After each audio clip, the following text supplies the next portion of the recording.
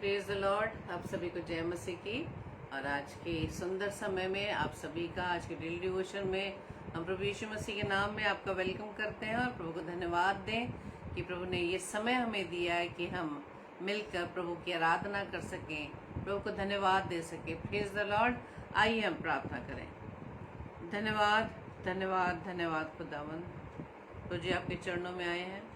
धन्यवाद देते पिता कि प्रभु जी आपने हमें इस घड़ी तक संभाला खुदावन, अपने अनुग्रह में रखा। प्रभु जी आपका धन्यवाद देते खुदावन। धन्यवाद देते पिता परमेश्वर कि आज प्रभु जी आप हमसे बात करने जा रहे हैं। प्रभु जी हम आपका धन्यवाद देते हैं पिता। सच में खुदावन देश्वर राजा आप महान पिता परमेश्वर हैं, आप प्रेमी पिता हैं, आप हमसे बहुत प्रेम करते खुदावन। हम आपका धन्यवाद देते पिता। प्रार्थना विनती करते खुदावन देश्वर राजा, जब आपके वचन को हम सुनते हैं खुदावन, हम हमारे हृदयों को प्रभु जी आप तैयार करें और आप हम अपनी बुद्धि समझ ज्ञान से भरें ताकि खुदावन हम इस बात को सीख सके जो प्रभु जी आज आप हमें सिखाने जा रहे हैं खुदावन। प्रार्थना विनती करते पिता, जो वचन में आप हमें सिखाते पिता उसे अपने जीवन में प्रभु जी से लेने वाले बन सके, उस वचन में बने रह सके पिता। प्रभु जी विशेष तौर से मैं अपने आप को आपके हाथों में सौंपती खुदावन। प्रभु जी होने दीजिए पिता कि आपके वचन में होकर पिता परमेश्वर मैं आपके प्रेम को प्रभु जी बता सकूं पिता कि आप हमसे कितना प्रेम करते हैं खुदावन। हर एक भाई बहन को प्रभु जी मैं आपके हाथों में सौंपती हूँ जो प्रभु जी आपके निकटता में आए हैं खुदावन। प्रभु जी हर एक को आशीष देना पिता, हर एक के जीवन में प्रभु जी आपका वचन कार्य करे पिता। प्रभु जी मैं इस प्रार्थना को पवित्र आत्मा की अगुवाई में प्रभु यीशु मसीह के नाम से मैं मांग लेती हूँ। आमीन आमीन आमीन। Praise the Lord. जय मसीह की। और आइए हम प्रभु की महिमा में गीत को गाएंगे और उसके उपकारों को गिनेंगे, क्योंकि मेरे प्रियो उसके उपकार गिनना बहुत ही असंभव है, क्योंकि उसने हमारे जीवन में इतने काम किए हैं जिन्हें हम सोच भी नहीं सकते, जिन्हें हम गिन भी नहीं सकते। Praise the lord. और आइए हम इस गीत को गाएंगे और आप भी मेरे साथ मिलकर प्रभु की महिमा में इस गीत को गाएं और उसके हर उपकार का हम धन्यवाद करें। Praise the Lord. गिन गिन के स्तुति करूं बेशुमार तेरे दानों के लिए, अब तक तूने संभाला मुझे अपनी बाहों में लिए हुए, अब तक तूने संभाला मुझे अपनी बाहों में लिए हुए। गिन गिन के स्तुति करूं तेरे शत्रुओं का निशाना तुझ पर होगा ना सफल, तेरे शत्रुओं का निशाना तुझ पर होगा ना सफल।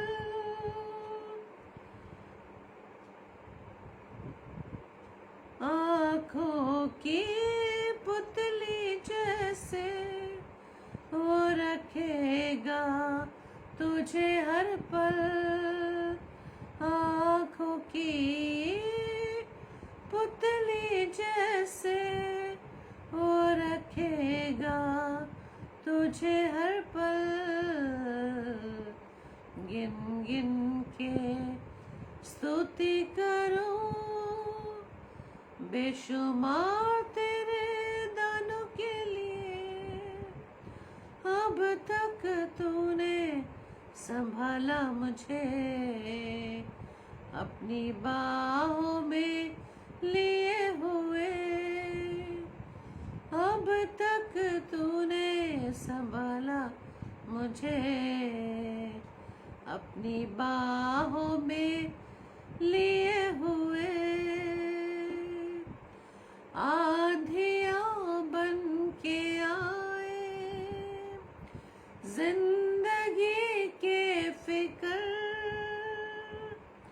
आंधियां बन के आए जिंदगी के फिक्र, कौन है तेरा खेवन हारा, है भरोसा तेरा किधर। कौन है तेरा खेवन हारा, है भरोसा तेरा किधर। गिन गिन के स्तुति करो, बेशुमार तेरे दानों के लिए। अब तक तूने संभाला मुझे, अपनी बाहों में लिए हुए। आए तुझे जो मिटाने, वो शस्त्र होंगे बेअसर।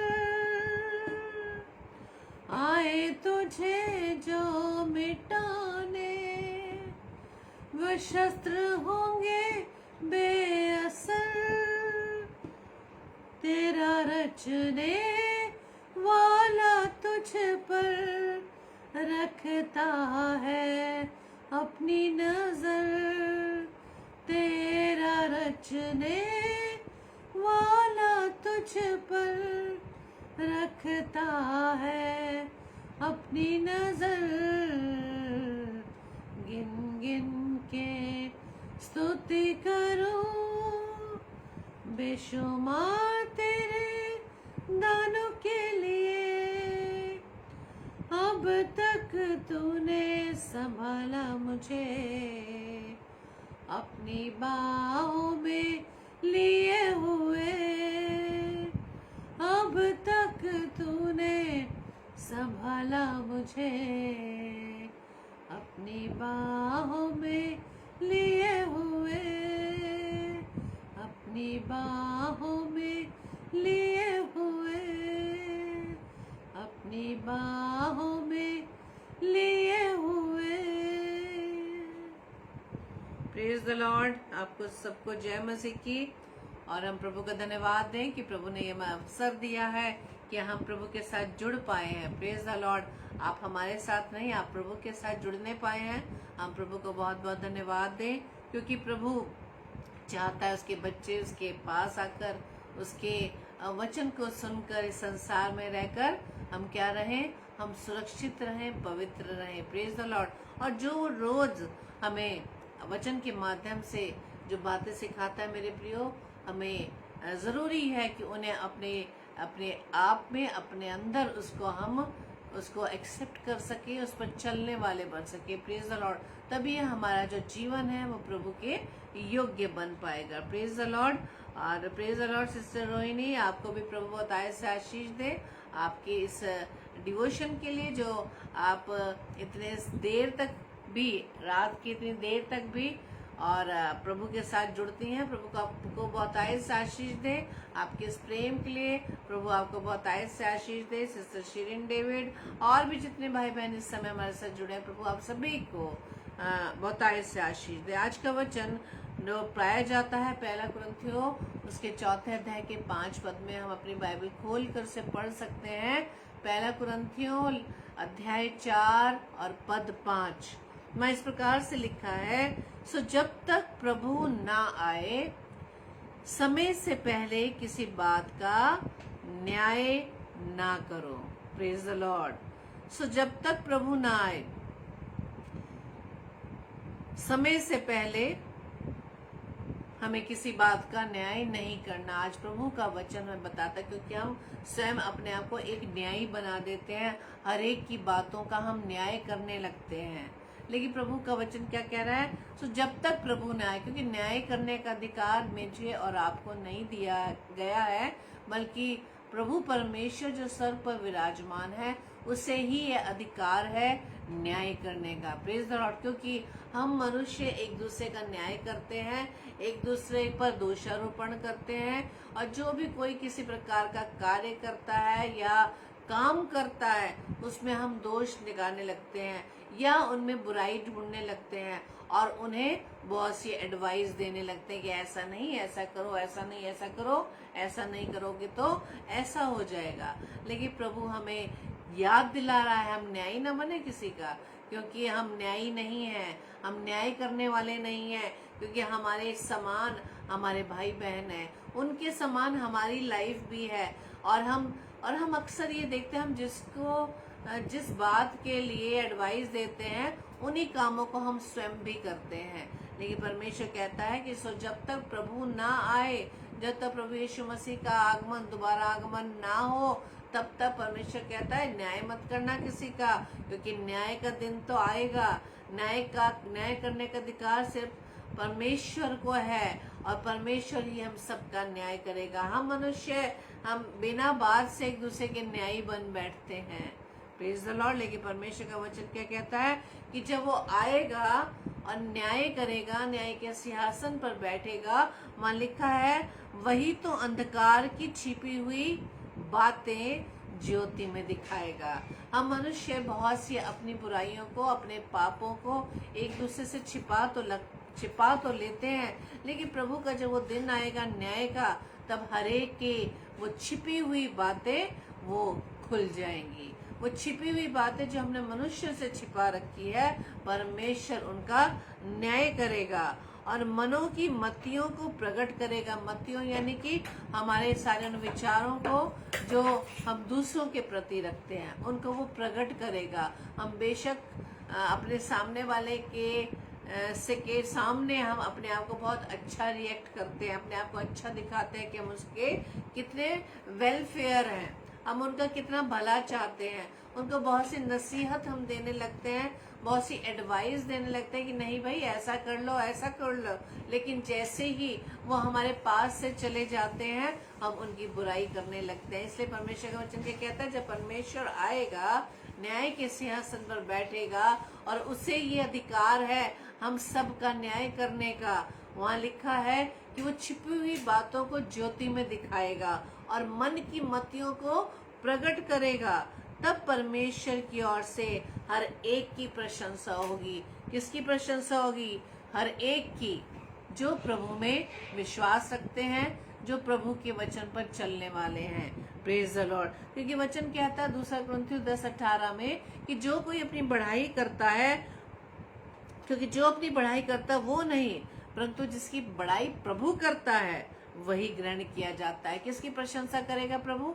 जो प्रभु पर विश्वास करते हैं। हम मनुष्यों पर विश्वास करते हैं कि हमारे रुके काम उनके द्वारा पूरे होंगे, हम उनके पीछे लग जाते हैं और उनसे उतनी रिक्वेस्ट करते हैं। इतनी रिक्वेस्ट हम प्रभु से भी नहीं करते, लेकिन हमारे मन के विचार, हमारी बुद्धि कैसी है, हम मनुष्य के पीछे भागते। लेकिन परमेश्वर का वचन क्या कहता है कि हम अपनी बड़ाई, हर एक मनुष्य अपनी बड़ाई करता है। बहुत कम लोग होंगे जो दूसरों की प्रशंसा करते हैं, दूसरों की तारीफ करते हैं, क्योंकि तारीफ के शब्द तो हमारे मुंह से निकलते नहीं।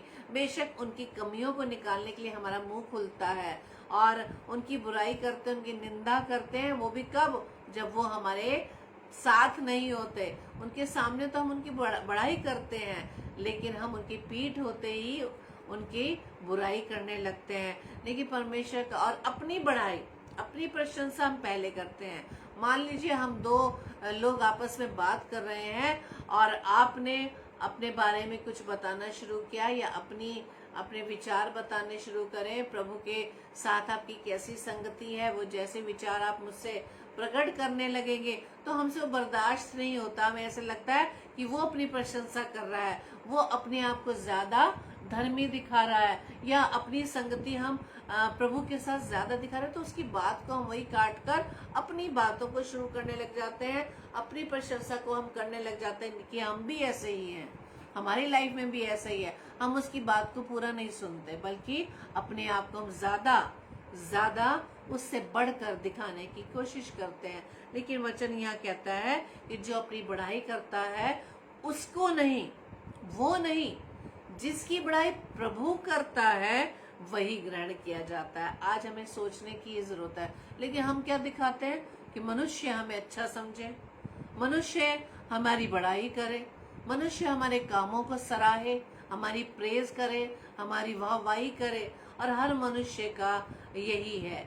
और उसमें से मेरे प्रियो हम सब भी हैं, कि हम भी ये चाहते हैं कि अगर हमने किसी के लिए कुछ कर दिया है तो हम चाहेंगे वो हमारी बड़ाई करे, हमारी प्रशंसा करे। अरे ये बहन बहुत अच्छी है, ये भाई बहुत अच्छा है जो इतनी मदद करता है, और हम उसे अपने कानों से सुनना चाहते हैं। हम चाहते हैं कि हमारे सामने हमारी प्रशंसा हो। लेकिन यहाँ वचन कहता है कि प्रभु जिसकी बड़ाई करता है, हम अपने आप बड़ाई कर रहे हैं, अपनी प्रशंसा कर रहे हैं, अपने आप को प्रेज कर रहे हैं। जो हिंदी में एक कहावत है ना, मियाँ मिट्ठू होना, अपनी प्रशंसा स्वयं करना, अपनी प्रशंसा खुद करना, कोई करे या ना करे। लेकिन वचन कहता है उसे प्रभु ग्रहण नहीं करता, वो ग्रहण किया जाता है, वो भाई बहन प्रभु ग्रहण करता है जिसकी प्रशंसा प्रभु करता है। Praise the Lord. तो हम अपने पवित्र कलाम में देख सकते हैं कि प्रभु ने किस किस की बड़ाई की है। नूह के बारे में, नूह जो धर्मी व्यक्ति था, है ना, और किसी बड़ाई की, अय्यूब की बड़ाई की, क्योंकि परमेश्वर हम सबकी लाइफ को देखता है, हमारे सबके जीवन को देखता है, जांचता है कि हमारी लाइफ क्या है, हमारा लाइफस्टाइल क्या है, हमारा बोलना चालना, हमारा उठना बैठना, दूसरों के साथ हमारा रिलेशन कैसा है, उनके साथ हमारा बोलचाल कैसी है, और हमारे बोलचाल की भाषा में यानी शब्दों में प्रेम है या नहीं, या दूसरों को रूड होके हम बात करते हैं, हम किस प्रकार से बात करते समय झुंझलाते तो नहीं हैं, हम इरिटेट तो नहीं होते हैं। परमेश्वर का वचन हमें यही बता रहा है कि हमारी लाइफ जो प्रभु के अनुसार है, और हमारे एटीट्यूड को देखकर, हमारे लाइफस्टाइल को देखकर, हमारे हर स्वभाव को देखकर जब प्रभु प्रसन्न होता है, तो जब उसको वो अच्छा लगता है, तब प्रभु वो तारीफ करता है। जिस प्रकार से शैतान के सामने ही परमेश्वर ने अय्यूब की प्रशंसा की कि तूने मेरे दास अय्यूब को देखा है, और शैतान इसे सहन नहीं कर पाया, क्योंकि शैतान विरोधी जो सबसे ज्यादा जलनहार है, जो हमसे जलता है, ईर्ष्या रखता है। क्यों? क्योंकि उसे मालूम है कि उसका जो स्थान है वो कहाँ पर है।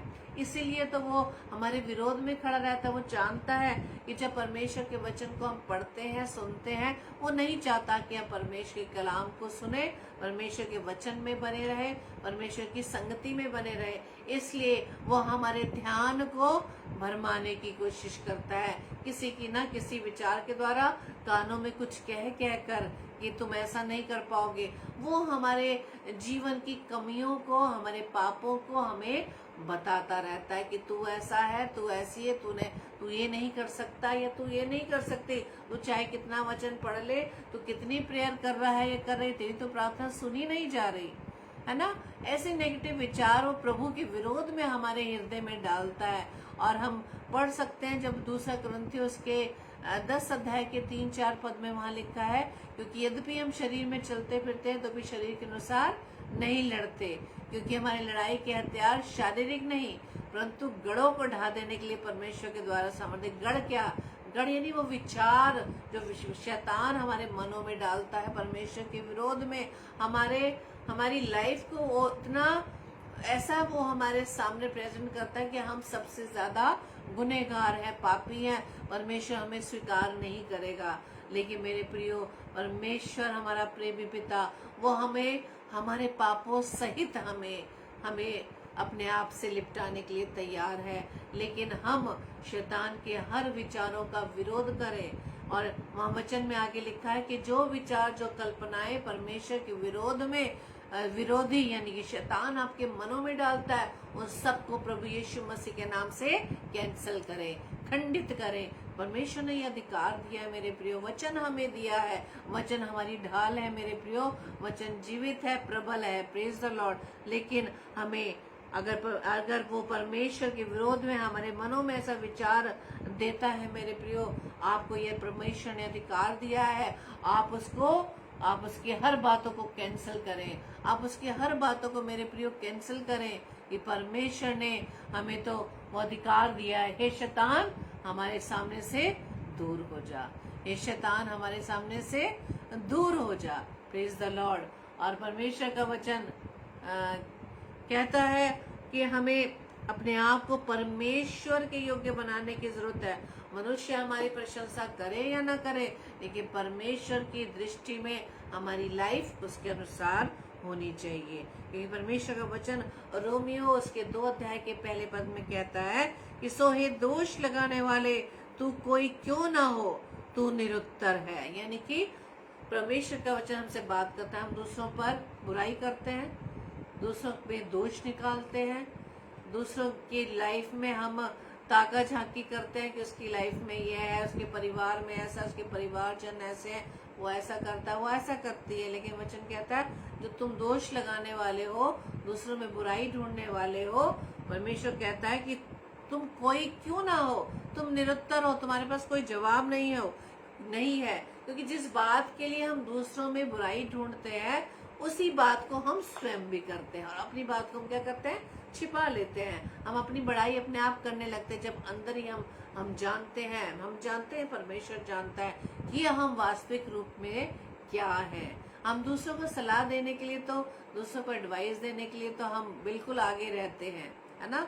चाहे किसी सामने वाले को एडवाइस चाहिए या ना चाहिए, लेकिन हम फ्री में एडवाइस बांटते रहते हैं। लेकिन उसको एडवाइस को देने से पहले हम ये नहीं सोच पाते कि क्या हमने अपनी लाइफ में उसको हम फॉलो कर रहे हैं, क्या हमारी लाइफ उसके अकॉर्डिंग है। इसलिए तो परमेश्वर का वचन क्या कहता है, हे दोष लगाने वालों तुम कोई क्यों ना हो, चाहे कितने बड़े पद वाले हो, चाहे समाज में रहकर कितने धनवान हो, चाहे किसी भी पदवी पर बैठे हो, परमेश्वर कहता है चाहे कोई भी क्यों ना हो, हे दोष लगाना। यदि तुम दूसरों पर दोष लगाते हो तो तुम निरुत्तर हो। निरुत्तर का मतलब है कि तुम्हारे पास कोई आंसर नहीं है। क्योंकि परमेश्वर जब हम दूसरों पर दोष लगाएंगे वो हमसे क्वेश्चन करेगा कि क्या इसे तू फॉलो करता है।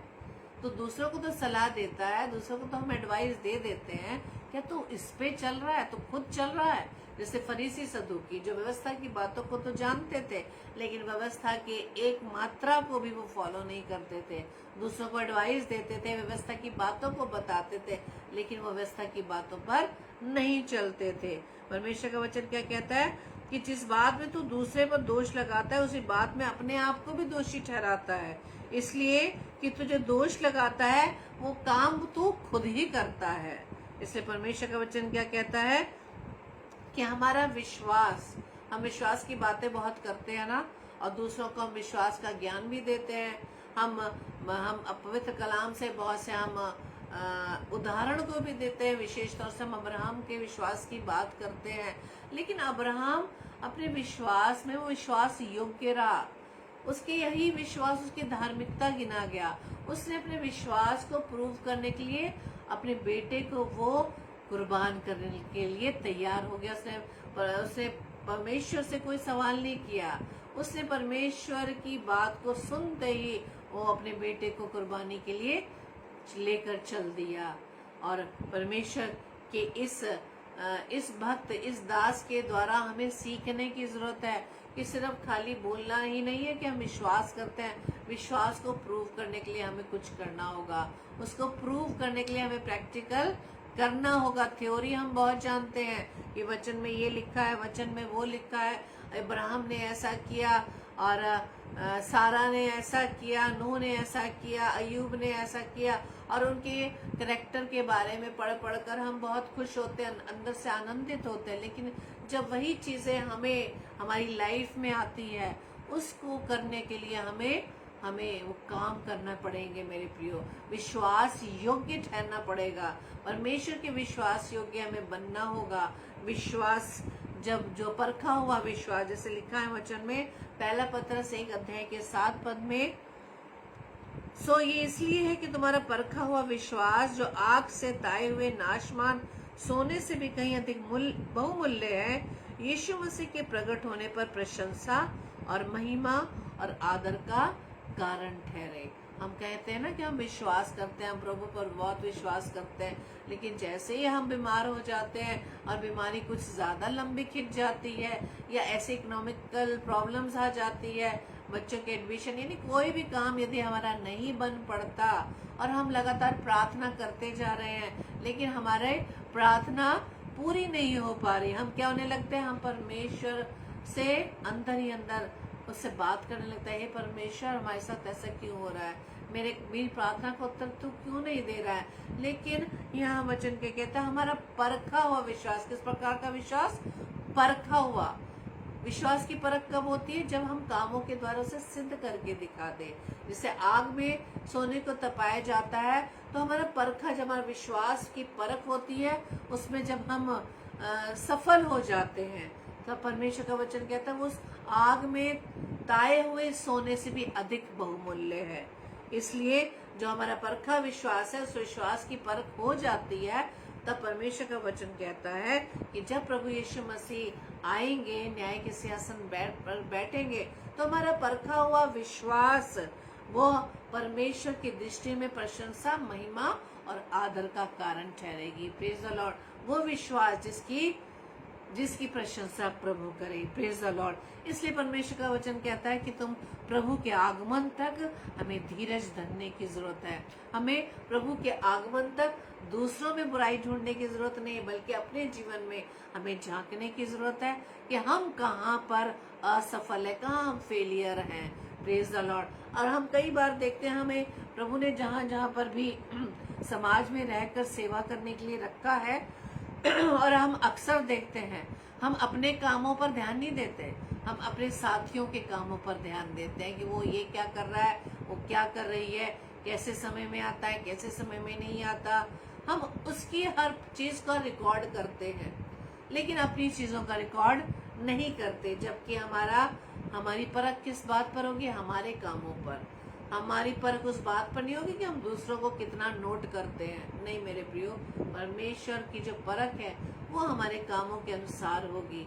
हमें दूसरों के अनुसार अपनी लाइफ को बनाने की जरूरत नहीं है। अगर दूसरा ऐसा करता है, गलत काम करता है या किसी भी नियम को फॉलो नहीं करता, तो हम ये ना कहें कि वो भी ऐसा करता है तो हम भी ऐसा करें, है ना। वो भी ऐसा देर से आता तो हम क्यों ना देर से आए। वो अपने कामों को टाइम से पूरा करता या नहीं करता, लेकिन और हम भी ऐसा करें। नहीं मेरे प्रियो, जब परमेश्वर का आगमन होगा, न्याय होगा, तो परमेश्वर आपसे ये नहीं सुनेगा कि आप ये कह दें कि अरे वो भी तो ऐसा करता था। नहीं मेरे प्रियो, परमेश्वर की परख हमारे कामों के अनुसार होगी। Praise the lord. और आदम हव्वा को हम ना भूलें, जिन्होंने सबसे पहले परमेश्वर की आज्ञा को तोड़ा था। आज्ञा किसे मिली थी? आदम को मिली थी। गुनाह सबसे पहले किसने किया? हव्वा ने किया, और वही फल उसने आदम को खिलाया, क्योंकि परमेश्वर ने आदम को आज्ञा दी थी। और हम जब देखते हैं कि जब परमेश्वर ने न्याय किया, तो सबसे पहले किसका किया? आदम ने किया। गुनाह पहले किसने किया? हव्वा ने किया था। लेकिन सबसे पहले जो पनिशमेंट मिला वो आदम को मिला था, क्योंकि परमेश्वर ने आदम को आज्ञा दी थी। Praise the Lord. आज परमेश्वर हमसे बात ये कर रहा है कि हम सब के विश्वास की परख हमारे कामों के अनुसार होगी। हमारे बोलने चालने, हमारे रहने सहने, हमारे पड़ोसियों से, अपने संबंधियों से हमारा कैसा रिलेशन है, कैसी बोलचाल है, उसके आधार पर होगा मेरे प्रियो। इसलिए परमेश्वर का वचन क्या कहता है कि तू अपने भाई पर दोष क्यों लगाता है? क्यों हम दूसरों की बुराई करते हैं? क्यों ब्लेम करते हैं? या तो फिर क्यों अपने भाई को तुच्छ जानता है? अपने से कम जानते हैं ना दूसरों को। अपने आप को हम सबसे बेस्ट बनाने की कोशिश करते हैं, लेकिन परमेश्वर का वचन क्या कहता है कि तू अपने भाई पर क्यों दोष लगाता है, और तू उसको अपने से नीचा क्यों समझता है, तुच्छ क्यों जानता है। हम सब के सब परमेश्वर के न्याय के सिंहासन के सामने खड़े होंगे। क्या अमीर, क्या गरीब, क्या करोड़पति, क्या निर्धन, क्या ऊंचे पद वाले, क्या नीचे पद वाले, सभी एक समान परमेश्वर के न्याय के सिंहासन के सामने खड़े होंगे। जिस प्रकार से हम हर संडे को देखते हैं ना, परमेश्वर की उस ऑल्टर पे जब हम जाते हैं होली कम्युनियन के लिए, वहां पर पदों के अनुसार नहीं बुलाया जाता कि हाँ भाई ऊंचे पद वाले, वहां पे वर्ग नहीं बटा हुआ। जैसे हम अपने हिस्ट्री में पढ़ते हैं या हिंदी में पढ़ते हैं ना, 3 वर्ग, उच्च वर्ग, मध्य वर्ग और निम्न वर्ग, कि पहले उच्च वर्ग वाले आ जाओ, फिर मिडिल क्लास वाले आ जाओ, फिर लोअर क्लास वाले आ जाओ। नहीं, परमेश्वर के सिंहासन के सामने सभी एक हैं। Praise the Lord. क्योंकि हम सभी परमेश्वर की संतान है। परमेश्वर सभी को प्रेम करता है। और यहाँ तक कि जब हम वचन में पढ़ते हैं ना कि वो दुष्टों पर और धर्मियों पर, दोनों पर मेह बरसाता है। दोनों पर धूप देता है, पर प्रेज द लॉर्ड। लेकिन समय आने पर, न्याय के आने पर, तब परमेश्वर न्याय करेगा और उनको अलग अलग करेगा। Praise the Lord. इसलिए हमें दूसरों पर दोष लगाने की आवश्यकता नहीं मेरे प्रियो। जब हम यूहन्ना रचित सुसमाचार में पढ़ेंगे ना, उसके 21 अध्याय के 20, 21, 22 पद में वहाँ पे पतरस का बड़ा अच्छा वर्णन दिया गया है। वहाँ ये लिखा है कि पतरस ने फिरकर उस चेले को पीछे आते देखा। किस चेले को? यूहन्ना को, जिससे यीशु प्रेम रखता था और जिसने भोजन के समय उसकी छाती की ओर झुककर पूछा, हे प्रभु, तेरा पकड़वाने वाला कौन है? उसे देखकर पतरस ने यीशु से कहा, हे प्रभु, इसका क्या हाल होगा? यीशु ने उससे कहा, यदि मैं चाहूं कि वो मेरे आने तक ठहरा रहे तो तुझे क्या? पतरस को अपने से ज्यादा यूहन्ना की फिक्र थी कि इसका अंत क्या होगा, इसका अंत क्या होगा। अपनी उसको फिक्र नहीं थी, अपनी चिंता नहीं थी कि मेरा जीवन क्या है, मैं दूसरों पर ज्यादा ध्यान दे रहा हूँ। इसे तो प्रभु यीशु मसीह बहुत प्रेम करता है, इसका अंत क्या होगा। लेकिन प्रभु यीशु मसीह क्या कहते हैं? यदि मैं चाहूँ कि वो मेरे आने तक ठहरा रहे, यानी कि प्रभु के दूसरे आगमन तक ठहरा रहे। प्रभु ने कहा, यदि मैं चाहूँ कि वो मेरे आगमन तक ठहरा रहे, तुझे क्या? पतरस से प्रभु यीशु मसीह कहते, तुझे क्या? तुझे इससे क्या मतलब है कि यूहन्ना का हाल क्या होगा, उसका अंत क्या होगा? तुझे यहाँ पर इस बात के द्वारा प्रभु हमसे बात ये कर रहा है कि हम दूसरों की बहुत चिंता होती है कि अरे वो ऐसा करते हैं, अरे उनके घरों में ऐसा हो रहा है, वो परमेश्वर से बहुत दूर है। नहीं मेरे प्रियो, हमें किसी का न्याय करने का अधिकार नहीं है, हमें स्वयं को जांचने की जरूरत है व्यक्तिगत तौर से। Praise the Lord. व्यक्तिगत तौर से हम सबको अपने अपने की लाइफ को देखने की जरूरत है कि हमारी लाइफ प्रभु के नजदीकी में है या नहीं, हम विश्वास में कितना खरे उतर पा रहे हैं। बातें तो हम बड़ी बड़ी बोलते हैं, लोगों को एडवाइस तो बहुत बहुत देते हैं, लेकिन उस पर हम कितना चल रहे हैं, उसको कितना फॉलो कर रहे हैं। क्योंकि परमेश्वर का वचन कहता है, दोष मत लगाओ, नहीं तो तुम पर भी दोष लगाया जाएगा, ताकि दोषी न ठहराओ तो तुम भी दोषी नहीं ठहराए जाओगे। क्षमा करो तो तुम्हारी भी क्षमा हो जाएगी। Praise the Lord. हम दोष लगाने लगते हैं ना, अगर किसी ने हमारे विरुद्ध कुछ ऐसा काम कर दिया है जो हमें हर्ट कर गया है, तो हम तुरंत उसकी बुराई करना शुरू कर देते हैं। नहीं मेरे प्रिय, परमेश्वर का वचन कहता है क्षमा करो, क्षमा करो, क्योंकि तुम्हारे भी पाप, तुम्हारे भी दोष क्षमा किए जाएंगे।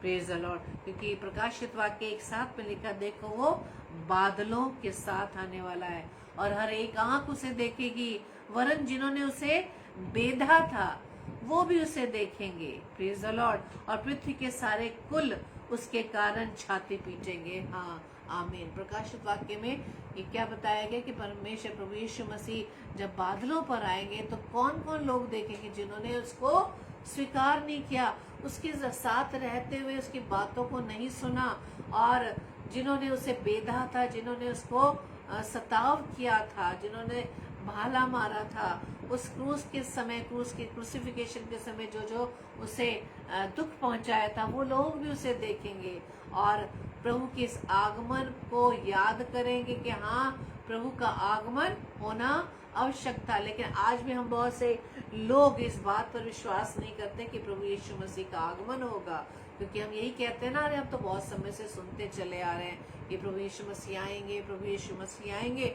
और अब तक प्रभु यीशु मसीह नहीं आए। इसलिए समय बहुत है, इसलिए ना तो स्वर्ग में ना नरक में विश्वास करते हैं। हम वचन को सुनने के बाद भी हमारे आत्मिक कान बंद हैं। हम प्रभु के वचन को पूरा होते हुए देख रहे हैं तो भी हमारी आत्मिक आंखें बंद हैं। प्रभु से हम प्रार्थना करें कि हे प्रभु तो मेरी आंखों को खोल दे, मेरे आत्मिक कानों को खोल दे, ताकि तेरे वचन को सुनकर, तेरे कामों को मैं देखकर अपने जीवन को आपके योग्य बना सकूं।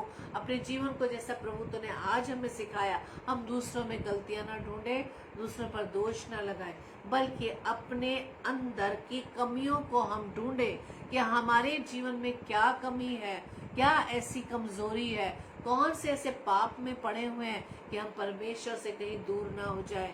आज परमेश्वर आपसे यही बात करता है मेरे प्रियो कि अपनी बुराई को ढूंढे, अपने दोष, अपने आपके लाइफ में पाए जाने वाले उस बुराई को ढूंढे, ताकि हम परमेश्वर प्रभु यीशु मसीह के लहू के द्वारा इन बुराइयों को हम दूर कर सकें और प्रभु यीशु मसीह के अनुसार उसके जैसे स्वभाव में हम आने वाले बन सके। प्रभु आप सभी को बहुतायत से आशीष दे। आइए हम प्रार्थना करें। धन्यवाद धन्यवाद धन्यवाद पिता परमेश्वर, प्रभुओं के प्रभु, राजाओं के राजा, हम आपका धन्यवाद देते हैं। धन्यवाद देते हैं पिता परमेश्वर आपके अति प्रेम के लिए खुदावन, जो रोज प्रभु जी आप हमें सिखाते हैं कि हमारे जीवन में क्या कमजोरियां हैं, हम किस वजह से पिता परमेश्वर आपसे दूर हैं, हम क्यों नहीं खुदावंद आपकी आशीषों को प्राप्त कर पा रहे हैं, हम क्यों नहीं प्रभु जी आपकी संगति में बैठकर पिता आपकी उपस्थिति को महसूस कर पा रहे हैं। कारण सिर्फ यही है क्योंकि हमने अपने आप को दूसरों के जीवन में झांकने के लिए अपने समय को बर्बाद कर रहे हैं। प्रभु यीशु राजा, आपने कहा कि न्याय का करने का अधिकार हमें नहीं दिया है। जब तक प्रभु का आगमन नहीं होगा हमें किसी का न्याय करने का अधिकार नहीं। न्याय करने का अधिकार सिर्फ पिता परमेश्वर का है। जब न्याय सिंहासन पर बैठेंगे तो सब के सब उसके सिंहासन के सामने खड़े होंगे और खुदावंद यीशु राजा, जो आपके सम्मुख वो सारी बातें जो हमने मनुष्यों से छिपा के रखी है, अपने आप को दूसरों के सामने अच्छा बनाने के लिए वो कार्य को या बातों को करते हो, सारी छिपी हुई बातें प्रभु आपके सिंहासन के सामने खुलेंगी। प्रभु प्रार्थना विनती करते हैं कि उन बातों से उन कामों से हम मन फिराएं पिता परमेश्वर। ऐसी बुद्धि, ऐसा ज्ञान, ऐसे सामर्थ्य दीजिएगा पिता परमेश्वर। कई बार प्रभु जी हम इस बात का प्रयास करते हैं कि हमारे अंदर से बुराइयां दूर हो जाएं, हम आपके स्वभाव में आ जाएं, लेकिन पिता परमेश्वर हमसे नहीं हो पाता। हम इतने निर्बल हैं पिता परमेश्वर। प्रार्थना विनती करते खुदावन, आपकी सामर्थ्य के द्वारा हम ये सब कुछ करने पाए, अपने बुरे स्वभाव पर कंट्रोल करने पाए, अपनी आदतों पर आपका कंट्रोल करने पाए, ताकि खुदावंद यीशु मसीह हम दूसरों की जिंदगियों में झांकने की बजाय हम अपने आप में झांक सके कि हमारे अंदर ऐसी कौन सी वो बातें जो प्रभु के हम पिता परमेश्वर से दूर हो रहे हैं। खुदावंद प्रार्थना विनती करते अपने आप को पूरी रीति से हम आपके कंट्रोल में करते पिता। हमारी देह प्राण आत्मा पर आपका कंट्रोल रहे, आपकी प्रभुता खुदावंद हमारे जीवन में बनी रहे, ताकि खुदावंद यीशु राजा हमारे अंदर पाई जाने वाले हर बुराइयां खुदावंद आपकी उपस्थिति के द्वारा वो जाती रहे। प्रार्थना विनती करते खुदावंद, वो विश्वास जो खुदावंद हम आप पर करते पिता, आपके आने तक उस विश्वास में प्रभु जी हम बने रहे। जैसे कि प्रकाशित वाक्य 3:11 में लिखा है कि मैं शीघ्र आने वाला हूँ और जो कुछ तेरे पास है उसे थामे रख, कहीं ऐसा न हो कि तुझसे वो मुकुट छीन ले। प्रार्थना विनती करते पिता, तेरे आने तक खुदावंद हम तेरे विश्वास में बने रहे, विश्वास योग्य बने रहे पिता। प्रभु जी, जितने भाई बहन खुदावंद आपके वचन को सुनने के लिए रोज आते हैं, आपके वचन के भूखे व प्यासे हैं खुदावंद, आपके वचन के अनुसार खुदावंद वो तृप्त किए जाएं। प्रार्थना विनती करते हैं हर वचन जो खुदावंद यीशु राजा उनके कानों में पड़ता है, हमारे कानों में पड़ता है खुदा, वचन के अनुसार खुदावंद हमारा जीवन बन सके पिता। हर परिस्थिति में खुदावंद हम आपको धन्य कह सके, हर उन परिस्थितियों में जो चाहे हमारे अनुकूल नहीं भी है खुदावंद, उसमें भी प्रभु जी हम विश्वास योग्य बने रहे। प्रभु जी, हमारी इस प्रार्थना को पवित्र आत्मा के अगुवाई में प्रभु यीशु मसीह के नाम से हम मांग लेते हैं। आमीन आमीन आमीन। Praise the Lord. जय मसीह की। और कल के लिए सूचना इस प्रकार से है, कल रात्रि 7 से 8 बजे सिस्टर मेबल पीटर जो परमेश्वर के वचन को लेकर आएंगी, और रात्रि 8 से 9 बजे ब्रदर राजा खान वो भी परमेश्वर के कलाम को हमारे बीच में बांटेंगे। इन दोनों भाई बहनों को अपनी प्रार्थना में याद रखें, और साथ ही साथ आप हमें भी अपनी प्रार्थना में उठाए रखें, ताकि हम वचन में निरंतर बढ़ सकें। Praise the Lord. जय मसीह की। God bless you all.